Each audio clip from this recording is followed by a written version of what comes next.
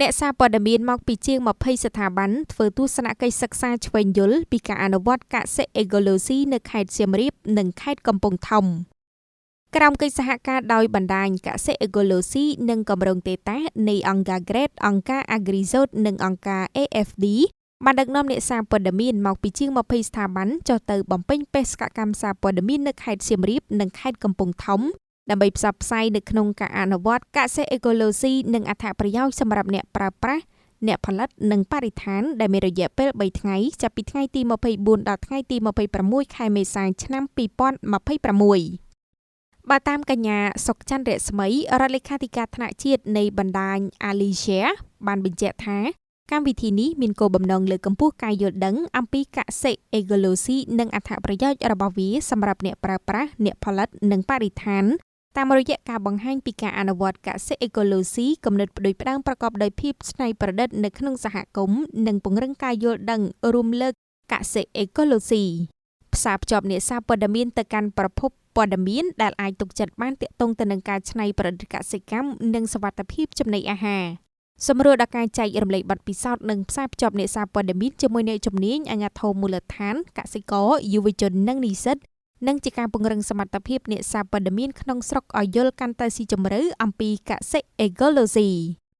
លោកសុកសុធាអ្នកជំនាញកសិអេកូឡូស៊ីបានបង្ហាញថាកសិអេកូឡូស៊ីគឺជាវិធីសាស្ត្រមួយដែលរួមបញ្ចូលគោលការណ៍អេកូឡូស៊ីជាមួយសង្គមនិងសេដ្ឋកិច្ចហើយវាត្រូវបានអនុវត្តនៅទូទាំងពិភពលោកការអនុវត្តកសិអេកូឡូស៊ីមានគោលបំណងដើម្បីគ្រប់គ្រងប្រព័ន្ធកសិកម្មនិងប្រព័ន្ធស្បៀងអាហារប្រកបដោយនិរន្តរភាពបង្កើនប្រសិទ្ធភាពក្នុងការអនុវត្តកសិកម្មរួមគ្នារវាងមនុស្សសត្វរុក្ខជាតិនិងបរិស្ថានជុំវិញព្រមទាំងលើកកម្ពស់ប្រព័ន្ធស្បៀងនិងសមធម៌សង្គមដោយបុគ្គលម្នាក់ៗអាចមានសិទ្ធិជ្រើសរើសអ្វីដែលពួកគេចង់បរិភោគ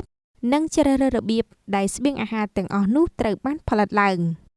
លោកសុកសុធាបានឲ្យដឹងទៀតថាគោលការណ៍សំខាន់របស់កសិអេកូឡូស៊ីគឺជាការលើកកម្ពស់ផលិតកម្មដំណាំចម្រុះនិងការចិញ្ចឹមសត្វដើម្បីធ្វើឲ្យប្រព័ន្ធអេកូឡូស៊ីមានភាពល្អប្រសើរជួយថែរក្សានិងការអភិរក្សដី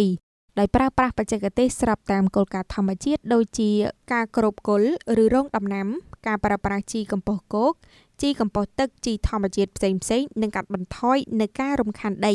កាត់បន្ថយការប្រើប្រាស់សារធាតុគីមីជំនួសវិញដោយប្រើថ្នាំពុលផលិតផលពីធម្មជាតិឬវិធានការចម្រុះការពារដំណាំតាមរយៈវិធីសាស្ត្រកម្ចាត់សត្វល្អិតនិងជំងឺការអនុវត្តនេះក៏ជាការបង្កើនការយល់ដឹងជំនាញនិងការអនុវត្តដែលបង្កើតឡើងដោយផ្អែកលើបទពិសោធន៍របស់កសិករលើផ្នែកកសិកម្មបរិស្ថាននិងស្បៀងអាហារក្នុងតំបន់និងស្វែងយល់បន្ថែមនៅអ្វីដែលថ្មីអ្នកជំនាញដដែលក៏បានបញ្ជាក់ថាកសិអេកូឡូស៊ីផ្ដល់អត្ថប្រយោជន៍យ៉ាងច្រើនដល់កសិករតាមរយៈការជួយថែរក្សាប្រព័ន្ធអេកូឡូស៊ីអភិរក្សទឹកនិងកាត់បន្ថយការបំពុលនិងសឹករិចរិលនៃដីជួយជំរុញជីវភាពប្រជាកសិករកាន់តែល្អប្រសើរឡើងតាមរយៈការលើកកម្ពស់ការអនុវត្តកសិកម្មប្រកបដោយនិរន្តរភាពកសិអេកូឡូស៊ីក៏អាចបង្កើតប្រាក់ចំណូលកសិករនិងលើកកម្ពស់សុខុមាលភាពរបស់កសិករក្រៅពីនោះកសិអេកូឡូស៊ីក៏ជួយបង្កើនលទ្ធភាពទទួលបានស្បៀងអាហារប្រកបដោយគុណភាពជាពិសេសសម្រាប់សហគមន៍មូលដ្ឋានហើយតាមការអនុវត្តកសិអេកូឡូស៊ីនឹងជួយឲ្យប្រព័ន្ធកសិកម្មអាចសម្របទៅនឹងការប្រែប្រួលអាកាសធាតុ